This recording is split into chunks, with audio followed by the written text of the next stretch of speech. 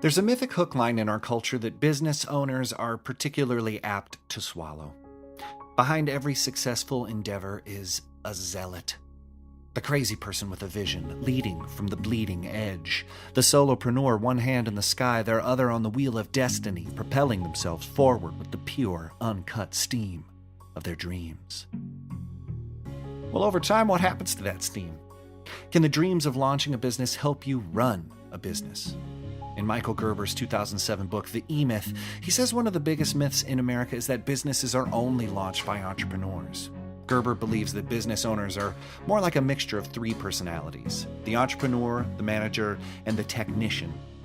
The entrepreneur wants to dream about the future, the manager wants the stability of the past, and the technician is just trying to focus on the task at hand. Lawyers are technicians of the law, but that doesn't necessarily mean that they are prepared to run a business based on that technical knowledge. Gerber believes businesses fail because owners unconsciously try to be all three personality types: the realist, the dreamer, and the grunt. As law firm owners battle it out with the various personalities inside of them every day, maybe it's time to ask the question, what if building a better law firm starts with a long look in the mirror? Well, let's take a look. Lawsome, the podcast for law firms.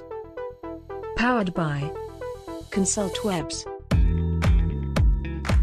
Welcome back to Lawsome, the only podcast for law firms that knows where the red fern grows. We're here to inform, educate, and entertain the legal community on the latest in personal and professional developments. I am Jake Sanders, the only recognized clairvoyant marketing professional licensed in Maine. And with me are the tantalizing talents of the Italian stallion himself, Paul Julius. Paul, I know what you're going to say, but I'll ask you anyway. How are you? Oh, you know what I'm going to say? So all this aluminum foil I've wrapped around my head is not working? I'm in your head right now. I see the waffles. How am I? I can't believe you're wearing that inside of your mind. I wouldn't wear that. Get out of there. It's up to you. That's private. Get out of there. What is on the show today? On the show today, we talk about misconceptions and starting a law firm with an article from attorneyatwork.com. We interview attorney, blogger, and author Jeremy Richter and discuss his new book, Building a Better Law Firm. And then we ambush our weary guest and ask 5 questions we ask everyone. Pull up a plate. It's the Hot Takes Buffet. The article today is from attorneyatwork.com. It's by Jared Correa from Red Cave Legal. It's 5 misconceptions about starting a law firm. I'll give you a little taste. Making the decision to start a law firm is difficult. Okay, we're off to a real start. Because if he says it's the easiest thing he's ever done, then I'm like, I'm doubting it. Okay, keep going. Keep going. Why does everyone do this? Keep going. You been on a slip and slide before? It's just like that. We start themselves. It's keep going. It's nothing but nerve-wracking until you press start and you're into it without a safety net and too busy to care about hypotheticals anymore. You can easily pinpoint or have a spouse pinpoint for you all the things that could go wrong, but that needs to be tempered by a realistic view toward longer-term viability. This really goes in well with our interview with Jeremy, but here's the 5 misconceptions that Jared feels are around starting a law firm. You won't make money. Small businesses are doomed to fail anyway. 3, you'll never get your fees right. 4, you need a traditional space versus a virtual office. And 5, you're one ethical blunder away from disbarment. Paul, we were just talking about this before we hit record. What's your hot take on this really, really great article from Jared? You know, it is a really good article. And I think the one thing I noticed, speaking as someone who's started a company himself, this is not exclusive to legal. Yeah. Every single one of these things, except for the ethics thing. But I think you could kind of correlate that where, you know, if you're starting a restaurant, you're going to feel like you're one code violation away from getting shut down on a Saturday night. So everybody has that fear that I've made some mistake where all of a sudden I'm just going to get hammered because they're watching me. But all these other things, man, this is not you're not alone in hearing these things, and this is stuff, you know. I think this is what, this article could be also called "Why Everyone with an MBA Doesn't Start a Business." You know, Right. And why that's kind of my hot take. everyone with a law degree can run a law firm, but according to ABA, that's the only way it can work. Yep. So I think, to me, there's a little bit of that. I think the concerns that Jared outlined on starting a law firm, same for anyone who's starting any kind of small business. Yeah. He brings up these misconceptions and then changes them, but he also helps you frame them in a different way. Jeremy does the same thing in his book, Building a Better Law Practice. And we talked to him about that in our interview. He has such a great conception around the myths of, starting a business or what it takes to be successful as a lawyer. He has some really, really great, solid answers. So I think that's the best you could do is stop listening to us and start listening to a lawyer talk about it. Yeah, for sure. Let's get to it. All right, let's go. And now, a word from our sponsor.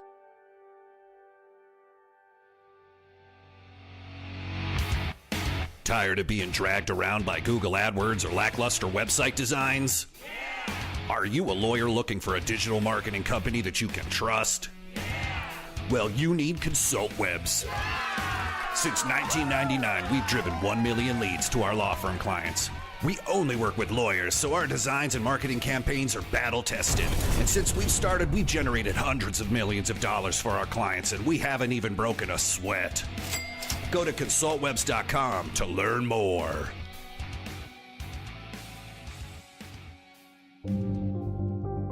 And now, for a lawsome interview. Jeremy Richter is an attorney in Birmingham, Alabama, practicing insurance defense litigation. He's the author of Building a Better Law Practice from ABA Publishing and also writes an ABA honored law blog at jeremywrichter.com. Jeremy focuses on helping lawyers improve their craft by better managing their clients' cases and practices. And after all that, his career takes a stunning turn with an appearance on the Lawsome podcast. Jeremy, thanks for coming on the show. How are you? I'm doing really well, and I appreciate y'all having me on. Let's get into Building a Better Law Practice, your book. Tell us what inspired you to write it, and what do you want people to take away from it? The book is, I guess, inspired from the content that I write about on the blog. And I didn't necessarily set out to write a book, although that's really been a long time goal for as far back as I can remember. But that wasn't my intent when I started the blog or anything like that. But what I realized was I was writing about a lot of 3 or 4 really specific types of content. And so I took a lot of that content and cleaned it up and organized it in a different way to be able to give ideas to other lawyers about ways that they can improve the way that they're managing their cases and managing their clients. And since I'm insurance defense side, a lot of that has to do with corporate clients, but the ideas and the themes are transcribable to any clients, really, and then also to broader practice management ideas. And so those are really the 3 areas that the book focuses on. And then if I didn't say case management, then different ways that we can manage cases. All of my stuff is litigation. And so some of the book deals with trial work, depositions, doing discovery that leads to those things. And so that's where it goes. And that's where I'm hoping to be able to help people who read it. Excellent. So yeah, talking about your website, it's really, really brilliant. You're such a great writer, and you focused in particularly on something that I found that was interesting, the marketing myths. And I was wondering if you could maybe pick a couple of your favorite myths that you've written and highlight them for us. Okay. I am an introvert by nature, which is part of the reason that led me to starting the blog. Insurance defense is a really crowded marketplace. There's a lot of competition, and I don't have that dynamic personality that causes people to just be like, I have to know that guy. And I don't have like family or business connections that just were going to help me create a space for myself. So back in 2016, I just kind of looked at everything and said, I've got to figure out something to do to stand out from my peers. Mm. And for me, I like writing. It's something that I feel like I do well. And so I had done a photography blog for some years previously, and I decided to launch out on this. Um, it evolved tremendously since I first started it. And so one of the marketing myths, and all of this is related, Mhm. is that marketing is for extroverts. Mm. I think that's something that, for me, I really believed to be an effective marketer, you had to be the guy who could wine and dine people and entertain and tell great stories and just leave people like, wow, that was an incredible experience. But what I read a lot about and learned was like, that's fine. And there's a place for wining and dining, but that doesn't provide a value to the client or to the potential client in the ways that other things might. Like if some of the things that I might do are if a case comes along through the appellate system that I think can affect one of my clients, I'll write a summary of it and say, hey, I saw this and I thought of you. Or I like to put handouts together for various practice areas and say, Mm. hey, here's a bunch of stuff that, can kind of make your day-to-day life when you're doing cases in Alabama. It's just a bunch of tips or a guide sheet that can help you as you go along. So the the idea that marketing is whining and dining, I think that is evolving, and there's a place for people who that doesn't come naturally to have other opportunities to do things that provide more value to clients. Your approach reminds me very much. There's a book called Utility, spelled Youtility by Jay Baer. That's the philosophy of smart marketing. He says smart marketing is about help, not hype. Mm. And that's really a thing that you do, is that if you become something useful for people in kind of a low impact way, that they're going to start to trust you more, and you've established yourself. So I think that's a really, really smart approach. And you're right. And I'm curious, like, is that kind of an industry thing, like where, particularly in legal, we see some of these ads, and I know everybody cringes about the ads sometimes you see on TV about, get in a wreck, get a check, and stuff Mhm. like that. Mm. And I think it's very refreshing to hear you say, you don't have to do that. There's different ways. Do you have any kind of thoughts about that? Is there kind of a counterpoint to the TV ad, Mm. ambulance chasing? Well, so I think that I'm obviously on the opposite side of the TV commercial guys, and those guys keep me in business.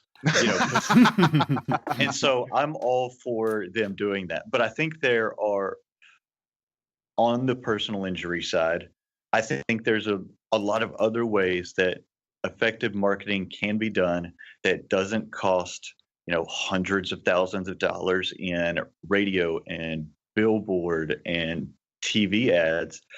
But I don't have as much experience with that, other than I'm involved in a lawyer community, Lawyer Smack, where a lot of the guys there do solo practice and they rely a lot on inter practice referral networks where, one guy does criminal and another guy does bankruptcy and another guy does, personal injury stuff, and they're able to help each other out by referring clients for practice areas that they don't do. So Mhm. there's a lot to be said for referral networks and friends in the industry. And another thing that I like to write about is the importance of trust and having good relationships with other people, whether it's co-defendants in my case Mhm. or even opposing counsel, because legal communities are really small communities.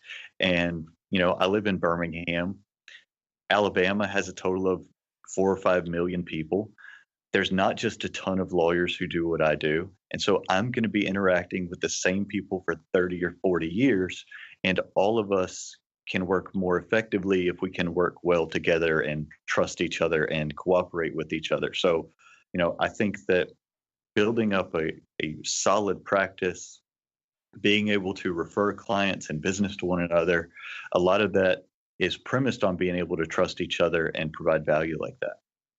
And that's, that really leads into the next thing I wanted to ask you about, because I think you have a really interesting take on flat fee structure and building trust with clients.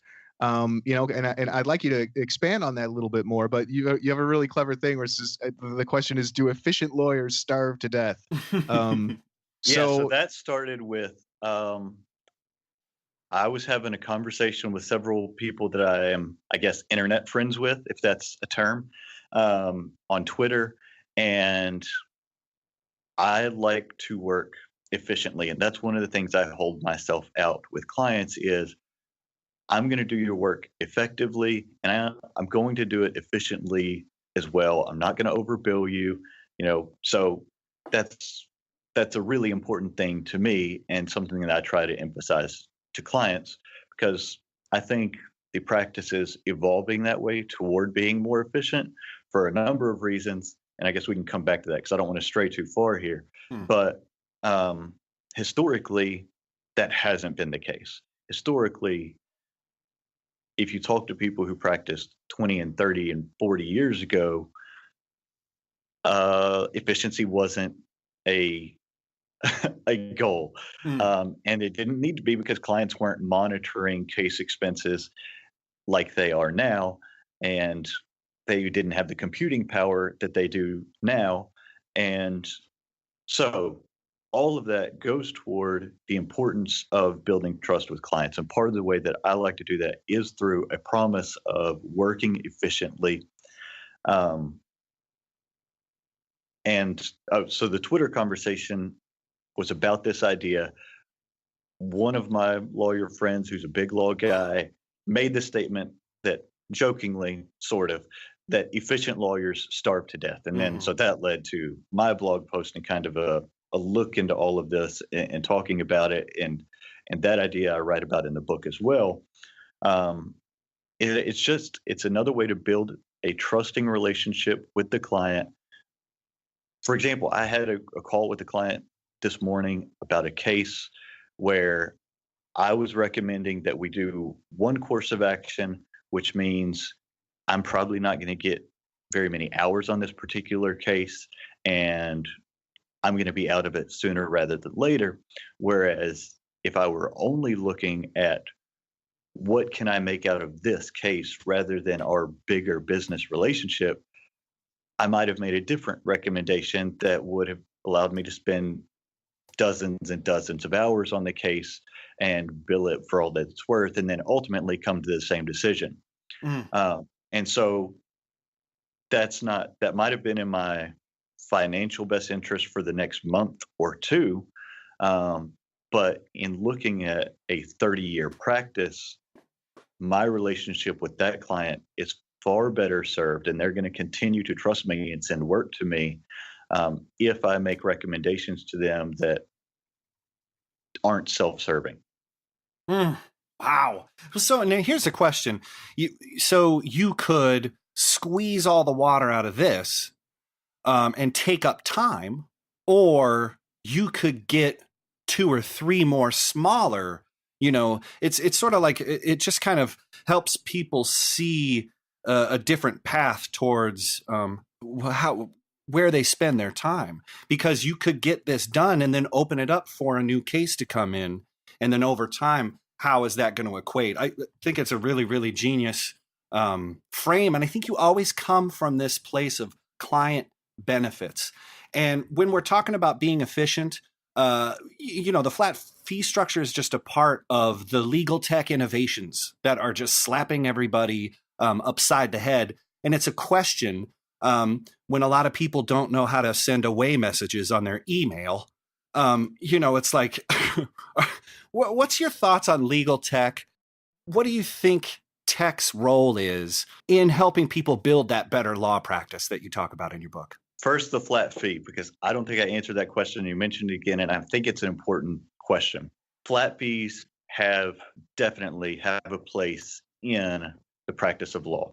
It gets tricky in litigation. So, LLC formations or uncontested divorces, although my family law friends will always tell you that an uncontested divorce is really just a matter of time until it becomes a contested divorce. Yeah, right. Until they look at the list. Yeah. Right. Sad but true. Right. There are certain things where a flat fee structure really makes sense. A lot of the work that I do is car wreck cases. And so there are a number of the higher volume auto insurers and a lot of these subprime auto insurers who are trying to transition to flat fee structures for their auto cases that they're defending. And so it's something that insurance defense lawyers like me have to take a look at and figure out, okay, let me look at 12 months worth of cases and see what my average billing on those or whatever your metric is that you need to look at and say, okay, here's the price they want to do it at on average. Can I make that money work? And sometimes the answer is yes, and sometimes the answer is no. So it's always a careful balance because there's going to be some cases that go on for years, and you might accrue what would otherwise be tens of thousands of dollars worth of legal bills.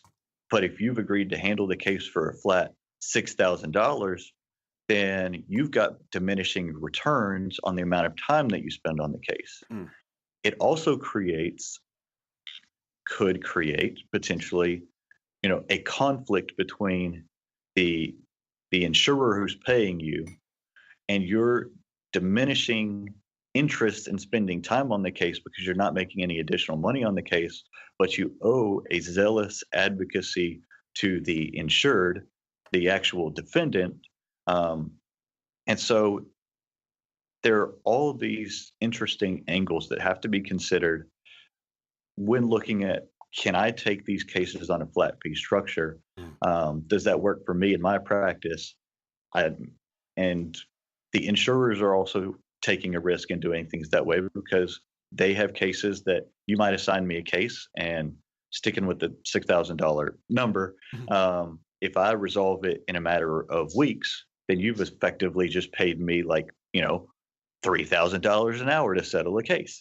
And so maybe it all comes out in the wash. It's just something that everybody has to carefully consider, particularly in a litigation practice where there is no real certainty in litigation. No, there isn't. And I think there's a difference in between people who are running their own firm. They're technicians of the law, but they're not necessarily the best managers of a business. So I think when it comes to making a decision to changing your billing structure, maybe you have to kind of embrace a little bit more of that managerial brain, because I think some people might not know what 12 months of measurements, they don't even know where they're supposed to find those things. And so, in regards to that, it seems like you have more of a managerial approach towards adopting legal tech innovations and stuff like that. I mean, so as we're talking about, blockchain and whatever else, Roombas is the common refrain here. But like, how are these, like the robots, what are they gonna do for law? Like, what's your thought on that? And how can lawyers approach tech innovations? Because there's 500 different e-discovery software programs now. There's 300 different, AI, business management, tools that lawyers are offered. How can they navigate that? And what's your advice for them when they have to parse that kind of technological word salad? So I think that it's all really practice dependent on how much effect legal tech and AI will have in the immediate or even semi-immediate future. It's already had a huge effect on practices where document review is an extensive part of their practice. It's certainly more efficient there, and it's often more effective at doing word search and truncating data down to its most essential elements and sorting and creating databases. So those guys have seen it a lot more than somebody like me who, let's say, on a car wreck case, I've got pretty limited discovery and I've got to search through probably me or my paralegal through several hundred or maybe even a couple thousand pages of medical records. But you're not going to put a robot in front of a jury. Um, and so a litigation practice like mine, there are probably some practical applications in the future, but I'm not looking at it thinking, "Whoosh, I'm probably going to get replaced." What's going to happen to me is eventually a lot of looking down the road, and this is probably a 20 or 30-year view, is, for all of these insurance defense and even the personal injury lawyers who are relying on high volumes of car wreck cases. Well, we're moving toward a world where people aren't driving cars. And presumably, when we have automated vehicles, you're going to have fewer accidents because all the cars can talk to each other. Oh, man. Yeah. And so, I look at that and say, okay, I need to be prepared for in the next 10 years, these things to start changing my practice. And then in the next 20 or 30 years, I don't need to be relying on this because it's going to go the way of the dodo bird. And if that's what I'm relying on, then I'm going to be out of luck. Yes, no doubt. No doubt. I have a quick question about, kind of the flat fee thing and the legal tech. And when you were talking about, charging someone $6,000, and if you wrap it, if you're efficient, you wrap it up quick, you make $3,000 an hour. That's not, I don't really think that's the worst thing. It's almost like you have to get clients to understand the value of the service and look beyond, the billable hour, because if I'm looking at a $100,000 problem and you get me out of it for $6,000, I'm happy. I don't care how much time you spent on it. You've got the value. I value. You have the knowledge and the skills to solve that. So I'm curious. Like, do you ever have to try and persuade, maybe your colleagues or peers or whatever to say, hey, it's not about $300 an hour. It's about how to effectively, enter this piece of evidence. That's what people need us for. I agree with you. But I don't want to give the impression that for litigation that I'm in favor of a flat fee structure. Oh, no. So because I really don't like it all that much for what I do, just because there's too many variables. But you're definitely right that it's all about how I can apply my knowledge and my experience to resolve your problem. And sometimes that can be done more inexpensively than others. I keep seeing articles, and I saw one within the last couple of weeks that announced that the billable hour is dead. And it's totally false because there are just practice areas where that's not a practical reality right now, because there's no better solution that anybody's come up with for, let's say some of the work that we do is construction defect work, and you've got a contractor and 10 subcontractors and 47 houses in a development, and you've got every party has an expert, and then you've got 47 plaintiff's depositions to take and at least 11 defendants' depositions to take, and probably another 10 or 11 or 12 experts' depositions to take. And nobody's come up with a better way than the billable hour to manage those costs. The best thing that we can do is be really communicative with our clients and say, okay, based on my experience, here's the situation with this case. I think it's going to take X number of hours. And, you have to have some experience to be able to tell your client, here's our proposed budget, and we think that it's pretty good. Because the client has got to take that proposed budget, and particularly with these insurance companies, the way that they're managing risks, there's really a couple of key things that they have to look at. They've got to look, what are my litigation costs going to be as they plan for the future? And they've got to figure out they need accurate either settlement evaluations and potential verdict evaluations so that they can figure out how to manage their risk over the course of the next 2 years while not only this claim goes along, but hundreds or, depending on the size of the insurance company, thousands of other claims across the country. Sure, they're bringing in premiums, but they're also figuring out how much they need to charge their customers. And a part of that is based on the information that even though I'm just looking at this one tiny little case, the information that I'm providing them about what it's going to cost to defend it and what their exposure is either in settlement or with a verdict. And so they're taking that information from all of their lawyers all around the country and figuring out how to make huge business decisions. And so we, on the outside counsel side, have to do a really effective job of providing them that information so they can make effective business decisions that let them stay in business and let us continue to do their work. All right, cool. So how can people learn more about you, Jeremy Richter? I have a website, and my website is jeremywrichter.com. I post there at least once a week, sometimes more than that, where I talk about the same types of things where we've been talking about here. I want to help people better manage their practices, handle their cases better, and create collaborative working relationships with their clients. And so those are the things that I write about on my blog. We talked about the marketing myth there. I've got another one coming up soon because there's this myth that if you just do great work, clients will hire you. And that's only partially true. So a lot of good stuff coming up. Cool.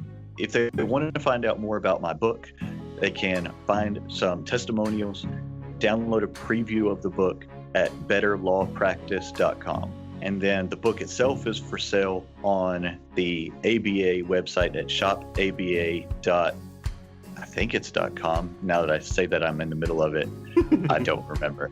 And I should probably know that. We'll drop a link in the show notes, so it's all great. good. That'll be really helpful. We got you covered. And then one thing I can offer is for anybody who goes to my website, either the book website or my personal website, and subscribes to the blog, you will get a 20% discount for the book if you want to buy it at the website, where you can find the link in the show notes because I don't remember the name of the website. 5 questions we ask everyone. Number 1, what was the last book you read? I just finished The Alienist by Caleb Carr. All right. Number 2, what is your favorite place? My house? I know that's a terribly boring answer, but that is where I spend time with my 3-year-old, and we have a brand new newborn who was born 2 weeks ago. Oh. And congrats, man. Yeah, congratulations. We're homebodies, and we like to hang out there and play in the backyard and do whatever. Yeah, man. Love it. Same, man. I'm the same way. Yep. Number 3, what sites, blogs, newsletters, or podcasts do you regularly check in with? I regularly read Boozy Barrister's blog at lawyersandliquor.com. I listen to a lot of marketing podcasts. Building a Story Brand by Donald Miller is one that I really like. I'm reading or listening to the Story Grid podcast, which is more about fiction writing, but I think there's a lot of things that we as lawyers can take away from storytelling, both in our writing and also for people like me in litigation practice, where I have to tell a story to the jury to convince them of why I'm right or why my client, whatever it is that I need to tell them. So traditional storytelling ideas can be a really effective way of communicating with people. So I like to listen to a lot of really various types of things to get ideas from all over the place that I can incorporate. Nice. That's great advice, man. That's awesome. Great advice. Yeah. Okay, number 4.